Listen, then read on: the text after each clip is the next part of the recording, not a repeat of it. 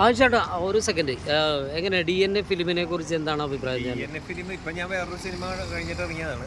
DNA ഇന്ന് രാവിലെ first show, അതായത് 10 മണിക്കായിരുന്നു പടത്തിൻ്റെ റിലീസ്. 10 മണി ഷോ കണ്ടാണ് ഞാൻ.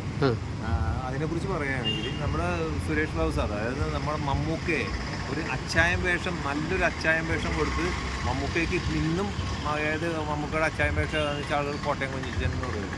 ആ കോട്ടയം കുഞ്ഞച്ചനും പിന്നെ കിഴക്കൻ പത്രോസ് എന്ന സിനിമയുടെ ഡയറക്ടറാണ് TS സുരേഷ് ബാബു. അദ്ദേഹത്തിൻ്റെ ഒരു തിരിച്ചുവരവ് കൂടാതെ നമ്മുടെ മമ്മൂക്കയുടെയും ലാലേട്ടൻ്റെയും നായികയായ ലക്ഷ്മി റായ്, അവരും ഒരു പോലീസ് ഓഫീസർ വേഷത്തിലൂടെ തിരിച്ചു വരുന്നു. പിന്നെ ഒത്തിരി പേരെ പറയാനുണ്ട്.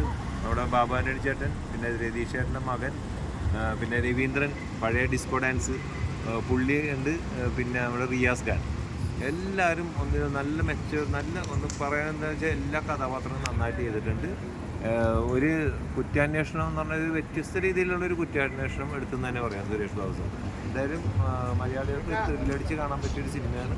പിന്നെ ഹിന്ദി സോങ്സ് ഉണ്ട്. എന്തായാലും നല്ലൊരു ചിത്രം, എല്ലാവർക്കും വന്ന് കാണാം, എൻജോയ് ചെയ്യാം. ഒരു ത്രില്ലിംഗ് ആണ്. നമുക്കിതിൽ സസ്പെൻസ് നന്നായിട്ട് കൈകാര്യം ചെയ്തിട്ടുണ്ട്.